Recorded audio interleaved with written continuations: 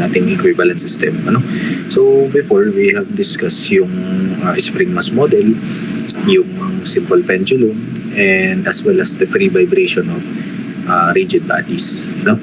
So when it comes to equivalent system, parang meron tayo mga example or sort of objects na we are turning it into a spring, or parang naihahalin tulad natin siya as a behavior niya is a spring, or some other systems. So dito, so we are simplification, or we are simplifying a system, so that we are turning the higher degree of freedom into a lower degree of freedom, and then the thing is that we are just going to determine the equivalent stiffness, so assuming that yung weight is smaller than other masses in the system, or we are just neglecting yung mass or weight ng ating system, so its inertia is also neglected. So sa madaling salita, meron tayong mga sort or given of systems na hinahalin tulad natin yung behavior niya as a spring. So ano nga ba yung mga examples, or ano nga ba yung mga system na yun? So here we have an extension or contraction of elastic rods and cantilever beam, then simply supported beam. Actually guys, itong dalawa, yung cantilever beam and simply supported beam, hindi ko lang sure kung kayo ba ay nakapag-MD na or nakapag-machine design na. So sa machine design kasi, pag napag-usapan niyo yung lip spring, so usually yung lip spring natin is kahalintulad lang siya ng cantilever and simply supported. So most likely mas ma-appreciate nyo yun pagdating nyo ng kung kayo nakapag-machine design na, if ever na-discuss nyo yung lip spring. Then we also have the torsion of elastic rods. So since torsion yan, magkakaroon tayo ng, or mag-evaluate tayo ng torque and as well as the floating bodies, kagaya ng mga buoy natin, o yung mga makikita nyo nakalutang dun sa ibabaw ng tubig. So like for example, yung mga example yung buya, tawag natin. So kasi di ba, maghalimbawa nalutang siya sa ibabaw ng tubig or may alon. So kapag may alon, hindi ako makapag ay nasa trade pala. Wait lang Raising ko lang ang aking screen. Hindi ko masulatan. Nakaka-download na to Wait lang.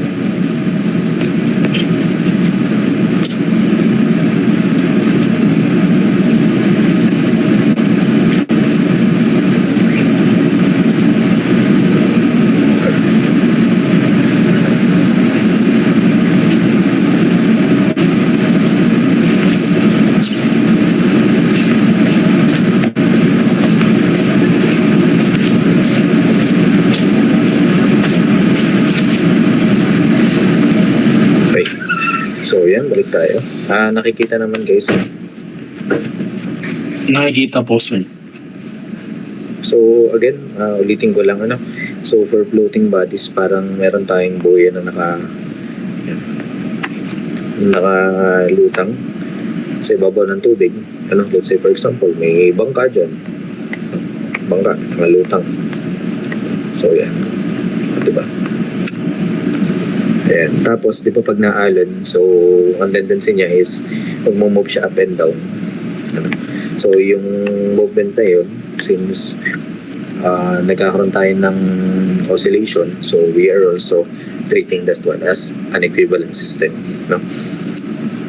So, hindi lang naman siya limited yung equivalent system natin dito sa limang to. So, pwedeng meron pang ibang mga application. As long as magkakaroon tayo dyan ng behavior na kagaya ng spring or magkakaroon tayo ng oscillation, no? So, ang kailangan nga lang dito is we determine the stiffness, no? So, break lang dito.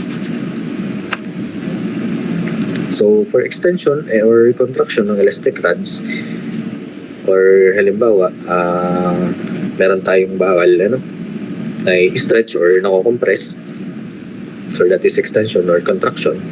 So, parang yung behavior niya is simply spring.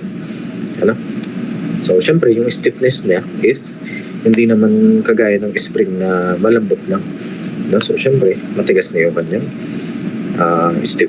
matigas na yung kanyang stiffness, or mas taas yung stiffness niya compared sa spring. So, dito, yung stiffness natin ng spring, di ba, if tandaan niyo pa, that our stiffness of spring is equivalent to force over the deformation. Wherein from this equation, also, I think na pagdaanan nyo ito during deformable, if hindi pa kayo nakakapag-machine design or nagma-machine design pa lang ngayon, sa tingin ko naman ito ay napagdaanan nyo during deformable, itong flae. So, deformation, that is equivalent to force times length over the area multiplied by the elasticity, yung E. And then, by deriving this equation, so, kuhanin lang natin yung force over deformation, so that is equal to our stiffness, so we can calculate our stiffness, that is equivalent to area multiplied by elasticity over the given length, so just take note ng ating K, para dun sa elastic rod. So that is only for extension or contraction of elastic rods, So kung halimbawa meron tayong given dyan na material or object na kung saan siya ay subjected to tension or compression, so that will be our stiffness, AE over L.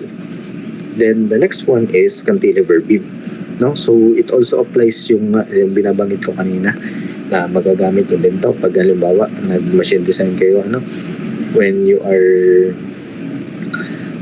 talking about lip spring, so for cantilever beam, so we have 3I over L cubed. So as you can see, the deformation of a cantilever is depende sa kung paano siya magbe-bend out, so yung given load natin dito is syempre is either nandun sa dulo yung ating load or nasa gitna, depende naman yun sa given problem. Pero usually nasa dulo yung load. Ang kailangan lang dito is you just have to take note of the stiffness, or yung K. Then the next one is simply supported beam. So I think familiar naman kayo sa simply supported beam, so meron tayong hinge, then roller, then subjected siya by a concentrated load sa gitna. So we have our stiffness, that is 48 EI over L cubed. Then the next one is torsion of elastic rods. So pag sinabi nating torsion of elastic rods, so yung behavior niya is kapag halimbawa inikot natin or subjected to torque or torsional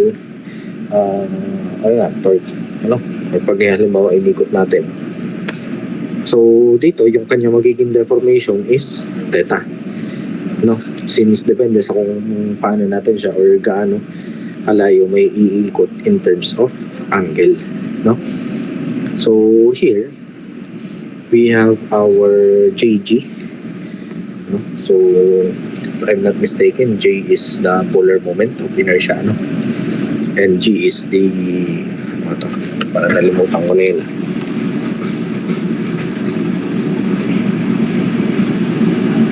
So wait lang, re-recall ko lang, limutan ko na yung machine design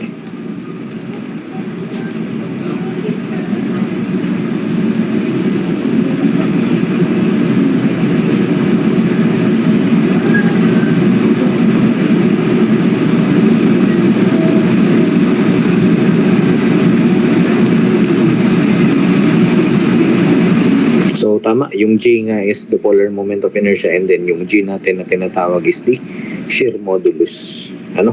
So ito namang torsion or yung JG natin is ginagamit lang natin for torsional or torsion of elastic rods. So here, ang behavior niya is parang yung spiral spring or yung helical torsion spring. So kaya we also have this torsion of elastic rods as our equivalent system. And so dito, so kuhanin lang natin yung K natin. So di ba sabi nga natin pag linear, that is force over deformation.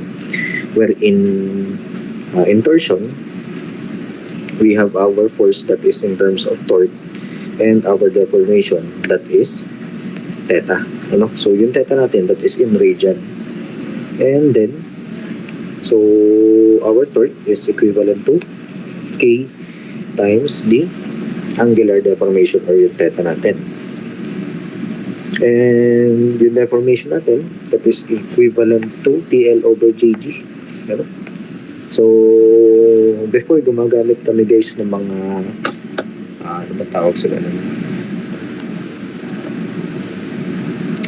mnemonics, para ma-memorize namin yung mga formulas. So parang dati talong ni Joshua Garcia ang tawag dito yung TL over JG na yan. So ngayon talong ni Jinggoy. So yan, madali nyo sa maaalala. Yung theta na yan. Basta pag torsional, tapos yung kinukuha yung deformation, so tandaan nyo lang, talong ni Jinggoy. So then derive natin yung equation, kuhanin natin yung torque over theta or kagaya ng ginawa dito. Then we have our T over theta that is also equal to our stiffness. So ibig sabihin, yung ating K is also equal to JG over L. Then by evaluating this system, so at vibration, so let us just settle our equation for omega n, kasi nag-iba na yung system natin that is subjected to torque or torsion. So for summation, so instead of summation of forces, so we have our summation of moment, that is equivalent to I alpha. So yung I natin guys is our moment of inertia. So yung torque natin, yung moment natin dito at point O, so actually that is our torque. So negative kasi yung torque na in-apply dito is in a clockwise direction, then our assumption is counterclockwise, since yung ating deformation will be into this other direction. And then since yung torque natin is equal to K times the theta or K theta, so just substitute and then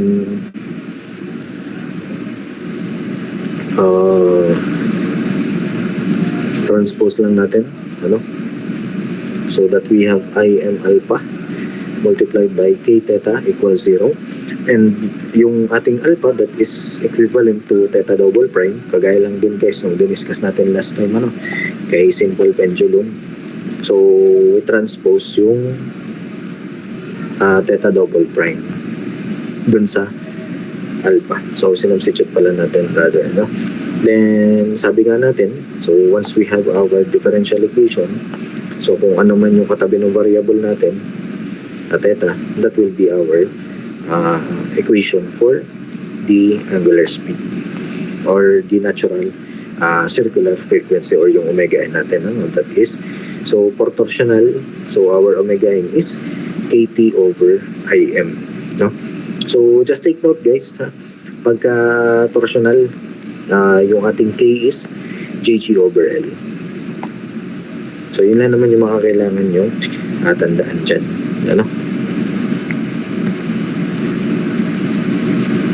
Then the next one is yung floating bodies naman.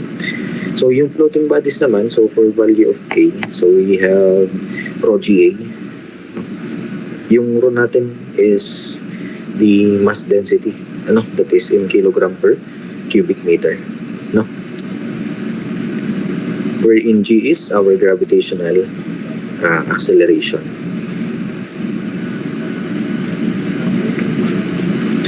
So guys, do you have any question? So diniscuss pa lang naman natin yung mga formulas na magagamit natin for equivalent system. So may question po ba bago tayo magtuloy? Mabilis pa or sakto lang? Okay lang naman po, sir. Kakasunod pa naman po. Okay lang.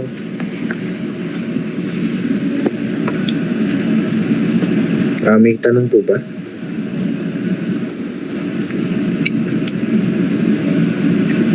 Pagdating sa mga equations na ginagamit natin, so you just have to take note of the stiffness,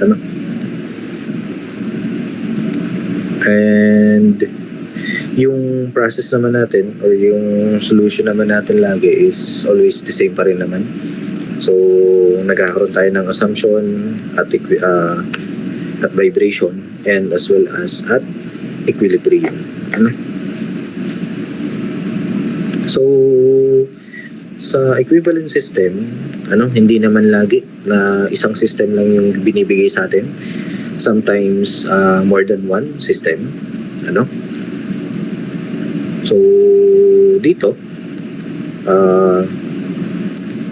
pagka halimbawa meron tayong compounding system, we have given more than one system, let's say more than one yung elastic rod, more than one yung cantilever beam, so we are evaluating this in series or parallel, or we are creating that spring in a series or parallel connection. So paano nga ba natin nasasabi kung siya ay series or parallel? So ang tinitingnan ko dyan guys, is yung deformation. So ang deformation kapag parallel connection ay equal lagi.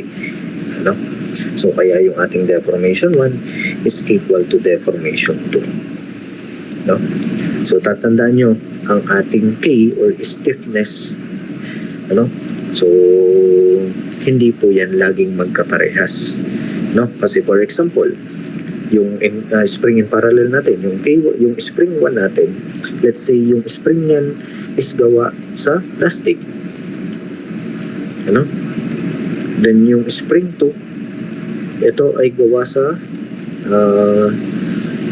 steel, so diba syempre mas matigas yung gawa sa steel, magkaiba sila ng stiffness. Pero if the connection is parallel, kung magiging same pa rin yung kanilang deformation.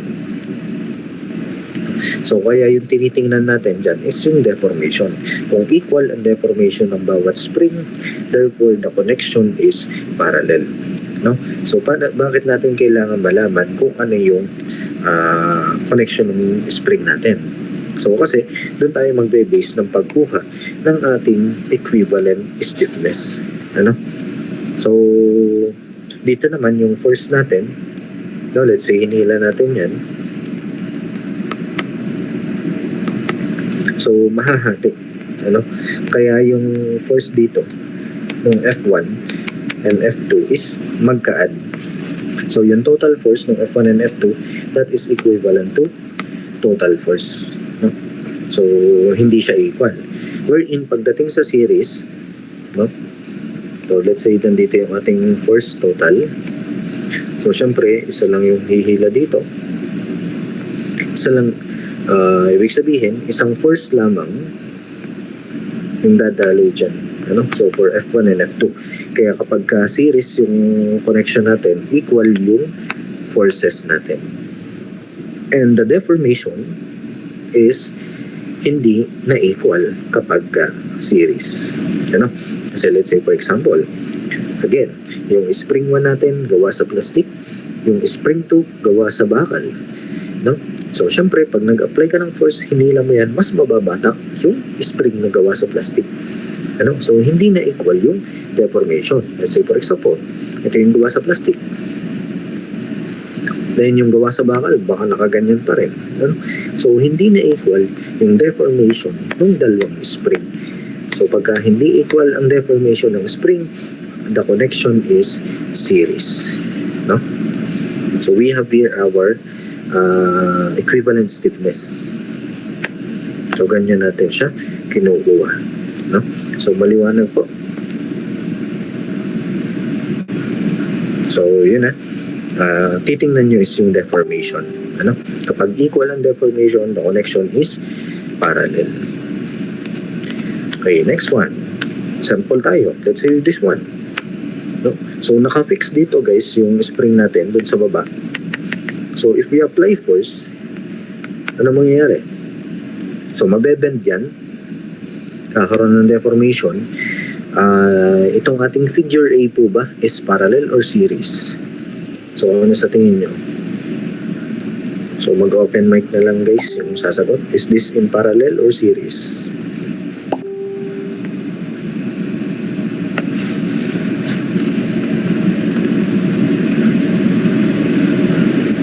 So, anong connection yan? Series ba siya or parallel? Yung ating figure A.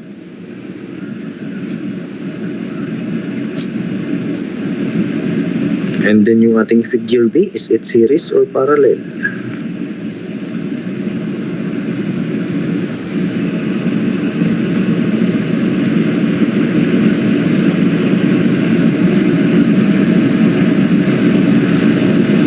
Nandyan pa ba kayo? So tingnan nyo yung deformation ng ating ano dito. So yung equivalent system natin dito, meron tayong spring at saka yung simply supported. Ano? Na kung saan yung isa naman is hindi na nakahang. Wala na, hindi na nakapix yung isang point. No, let's say for example, mag-apply na lang tayo dyan ng or maglagay tayo ng given mass, no? Or ito yung dito tayo nag-apply ng load. Kasi nagsabi tayo dyan, ano? Ng object. So, ano yung magiging connection natin dito for our given two figures? Parallel ba siya or series?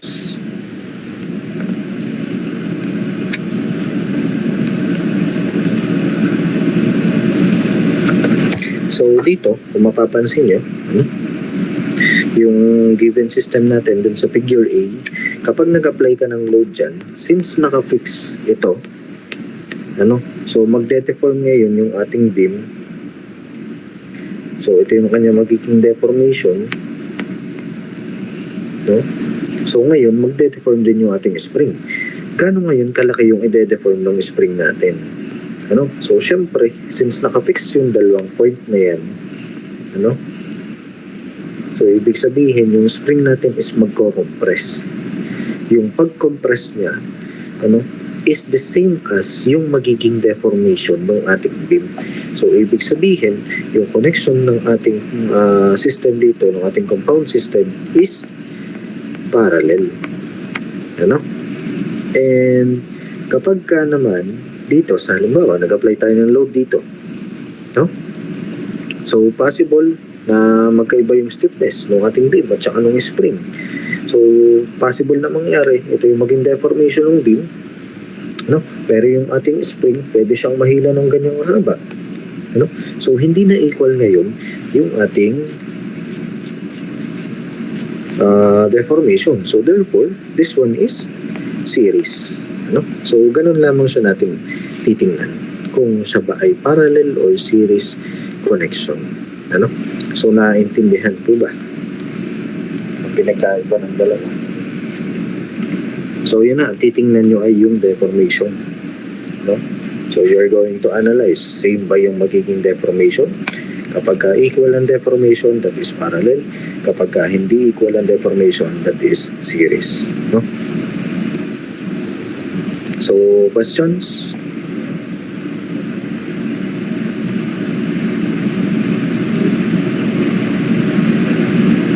Maliwanag naman guys doon sa equivalent system. So, para mas maintindihan natin, so let's try to solve A. sample problem.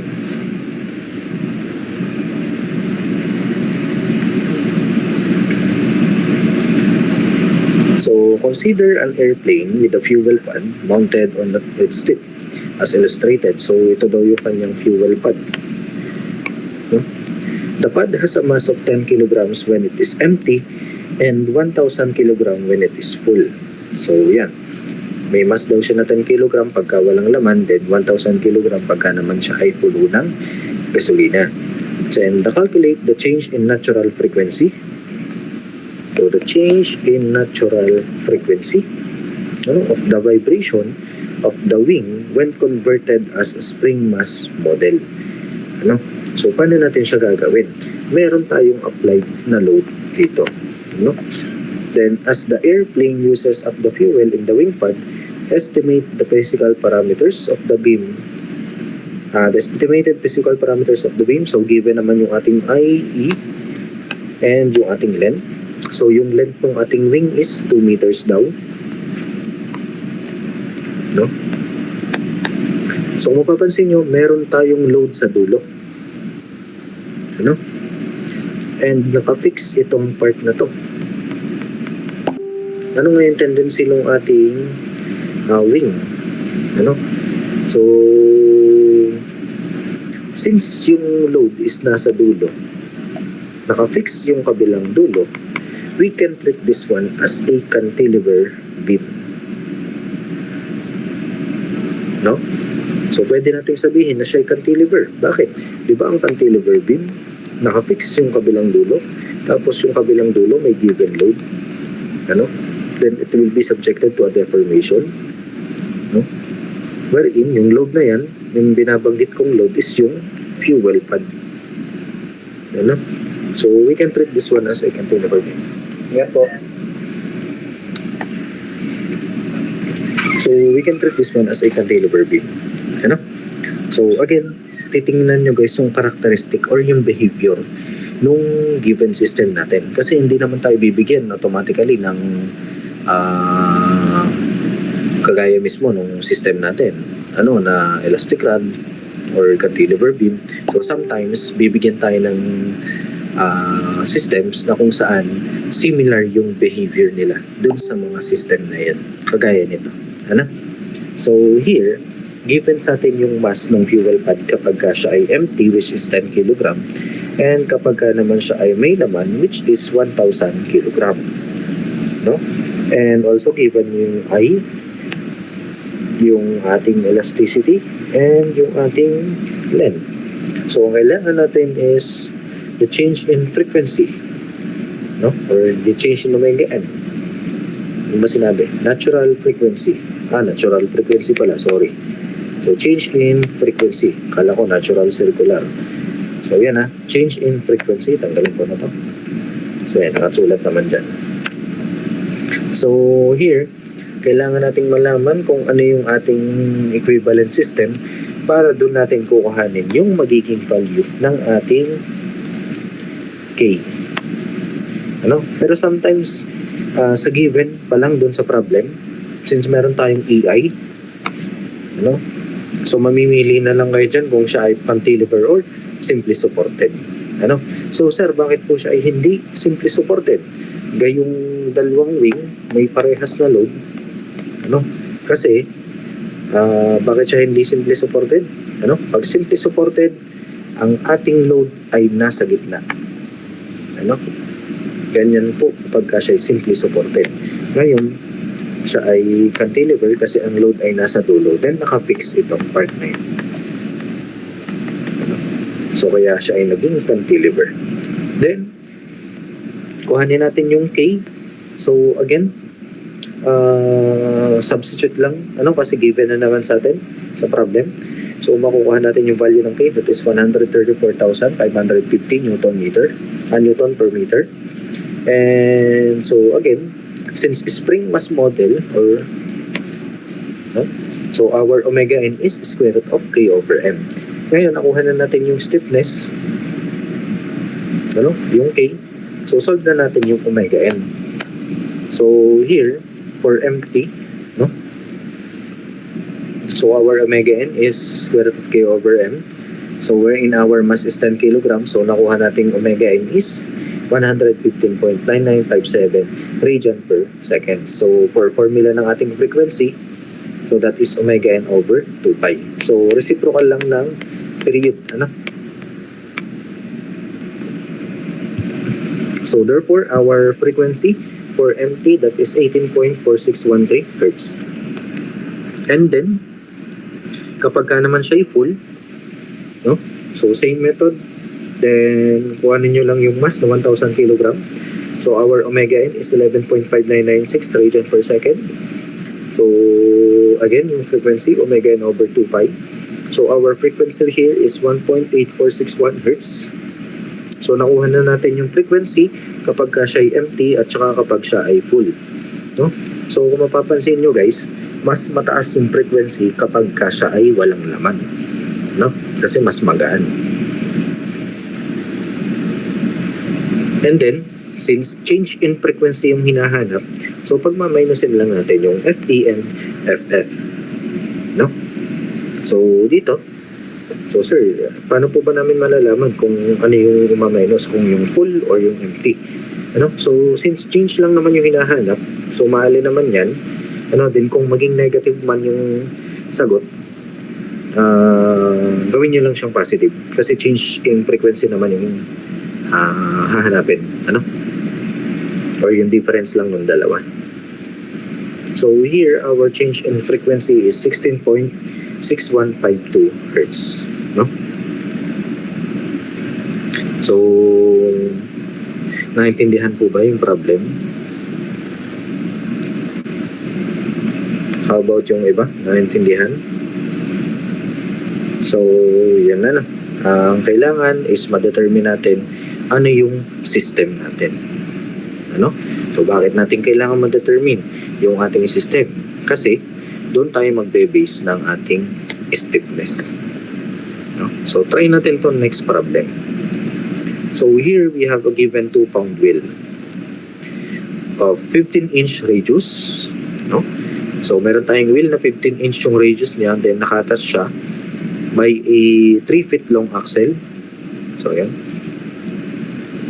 3 feet yung haba, and supported siya by a fixed frictionless collar. So ito yung collar natin, ang part na yan. So as shown, so the axle is 1 inch in diameter. So given din guys yung diameter nitong axle, yan, which is 1 inch. So yan yung given. And its mass is negligible compared with that of the wheel. So negligible daw guys yung mass ng ating axle compared dun sa mass ng ating wheel. So yung wheel natin ay merong mass na 20 pounds, no? So if the wheel is rotated slightly and released, a period of 0.1 seconds is observed. So ginawa daw natin, pinihit natin or pinaikot natin siya, no? And then nung pinaikot natin siya, then binitawan, nagkaroon daw siya ng period na 0.1 seconds. Ang tanong dito is determine the shear modulus of the axle. So yung shear modulus natin is yung G, no? Assume that the mass of the wheel is uniformly distributed. So given yung weight ng wheel, yung radius ng disc, yung length ng axle and diameter ng ating axle, and also yung period, no? So paano natin hahanapin ang G? So dito given yung period. Kapag given ang period, so parang hint yan na kuhanin natin yung omega n, ano? So yung omega n makukuha natin by this formula ng period, 2 pi over omega n. So our omega n is 2 pi over period. So our omega n is 62.8319 radian per seconds. Kapag nakuha natin yung omega n, so parang hint uli yan, nakuhanin naman natin yung ating kn im, ano? So stop muna tayo dyan since dalawa yung kailangan natin kuhanin. So yung I natin, so that is equal to 1/2 mr squared. So saan nanggaling yung 1/2 mr squared? Dun sa figures and tables natin. Ano?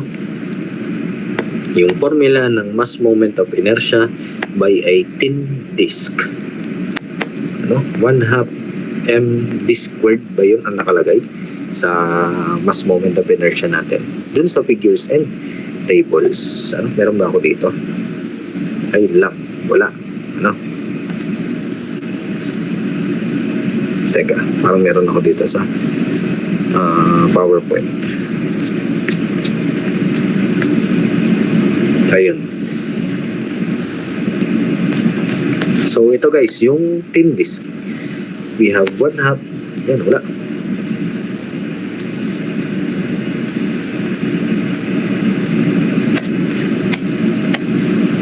So, yun.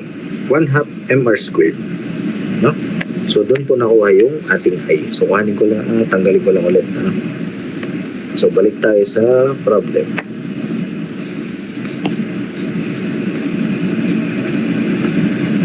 So, ito guys ay from figures and tables, then yung thin disk. So, yan. No? And then, given naman guys yung mass, kaya nga lang, yung binigay sa ating mass is naka-pounds. So, pag naka-pounds yan, ang assumption natin, that is weight. So, we are dividing yung weight by gravitational acceleration. Kaya dinivide natin kay 32.2. Then, our radius, convert lang natin into feet. No? So, we have 15-inch radius, convert to feet. So, cancel this one. So, may feet na matitira dyan sa isa. No? So, makakancel din to. May isang matitira na feet dito kasi naka-square yan. Ano? So, our I is 0.54852 pound-feet second square. So, since meron na tayo nung I, makukuha na natin ngayon yung K. No? So, using this equation, yung ating omega n equals square root of K over Im for torsional. Then, we can solve for K. So, square lang natin both side para makancel natin yung square root. No? So, kaya naka-square itong 62.8319 and then cross-multiply. Kaya naka-multiply yung 0.4852 pound-feet second square. So, cancel dito yung second square. No? So, we have pound-feet per radian. So, our K, that is equivalent to JG over L. No? So, yung J natin, that is the polar moment of inertia. No? So, our formula for J is pi over 32 times d raised to 4th power. So, dito, kinonvert lang natin yung ating diameter into feet. No? So, makukuha na natin yung G, that is 1,213,864,570 pounds per square feet. Convert lang natin to PSI. No? So, para mas okay kasi pakinggan kapag yung unit niya is in PSI compared to pounds per square feet. Ano? So, convert lang natin to PSI. Then, that is also equal to 8,429,615.07 PSI or 8.4296 times 10 raised to 6 PSI. So, that will be our shear modulus. No? So, dito, parang yung ginawa naman natin is given yung period, then pabalik naman yung solution. Ano? Sa pagkuha ng hinahanap dun sa problem. No? So, naintindihan po ba?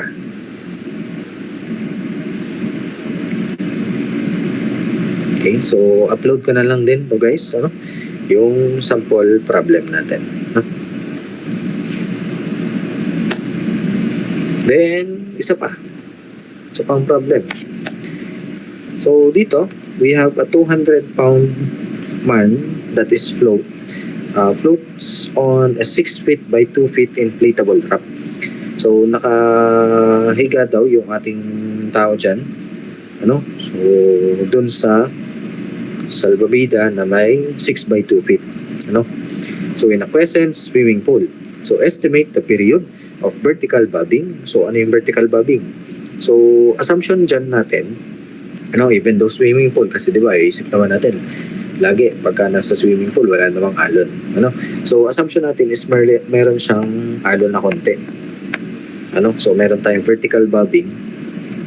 So, estimate the period of vertical bobbing, gaano daw siya tagal, bumalik dun sa kanyang initial position.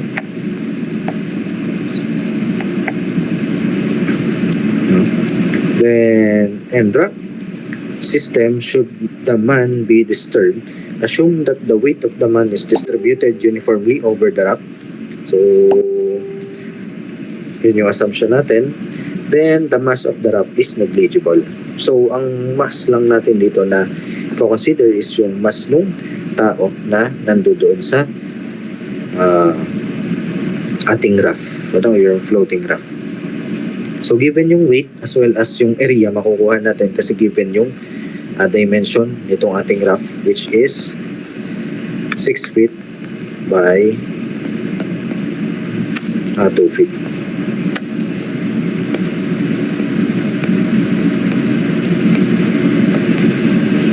So, yung area natin dyan is 12 square feet. So, again, so this one is a floating body. So, yung ating K, that is rho GA, or yung ating rho G, that is also equal to a specific weight. So, ang advice ko, guys, sa mga students ko before, kung kayo ay nalilito, pagdating sa density and specific weight, so ito lang yan. Kapag rho, that is density or mass density. So, ano nga ba yung mass density natin na tinatawag? So, yung mass density, that is in kilogram per cubic meter. Naka-mass. Yung specific weight or yung gamma, weight density or specific weight,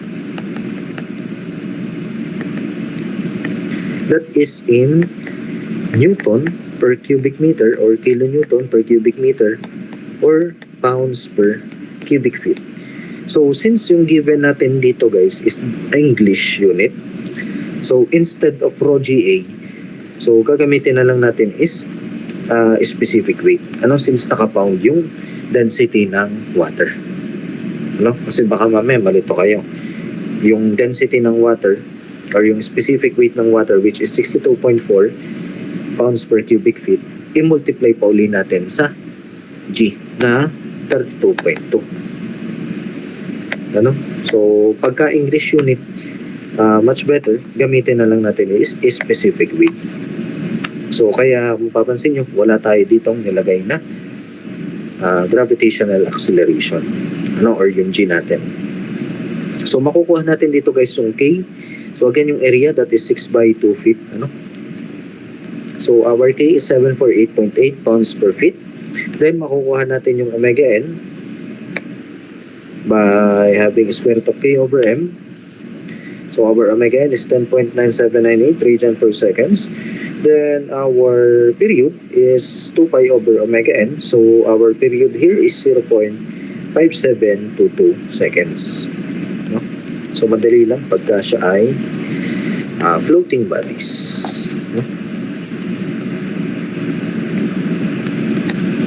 So, any question? Baka po meron kayong question.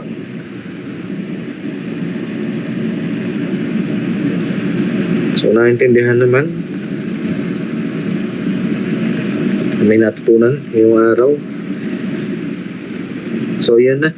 Lagi nyo i-determine muna kung anong system yan. Then, after nyan, is kuhanin yung equivalent stiffness. Tingnan nyo muna kasi baka mamaya yan ay compound system.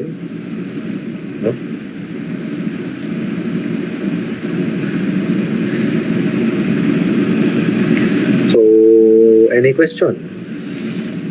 Baka may question kayo.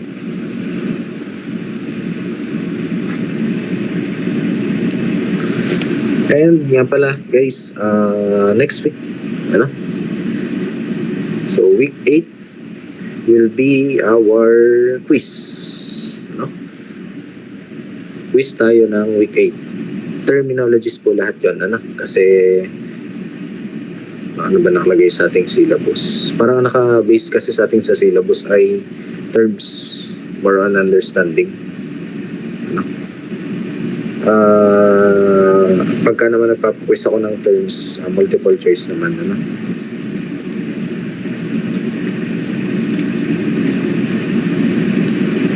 So most likely, common sense lang yung kailangan nyo gamitin. Sir, kailangan pa po bang mag-review para sa quiz? Parang common sense lang naman ata ang kailangan gamitin.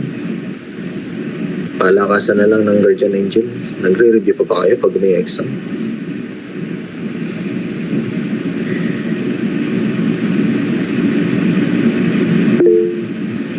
Yes po, ano pong question? Sir, excuse po, i-confirm ko na lang din po. Ang mga terms po natin na makakasama sa quiz ay mula po sa first discussion hanggang ngayon po. Ano? Yes, yes. Thank you po, sir.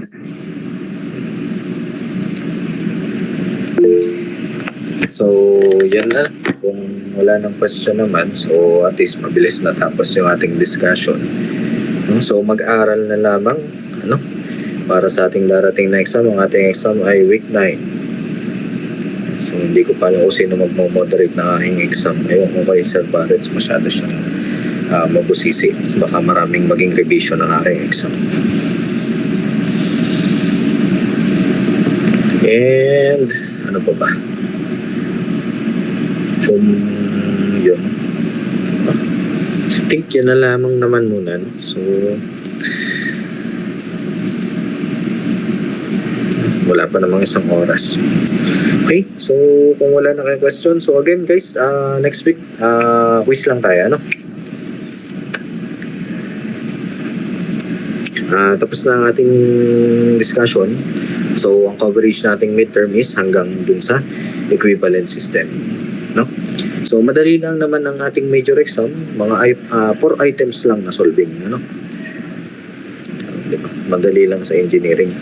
4 na items lang lagi ang exam. Okay, so if you don't have any question, di-dismiss ko na kayo, no? Pwede na po kayong kumain ng inyong hapunan. So, sige, kita-kits next week. Thank you po. Thank you po, sir.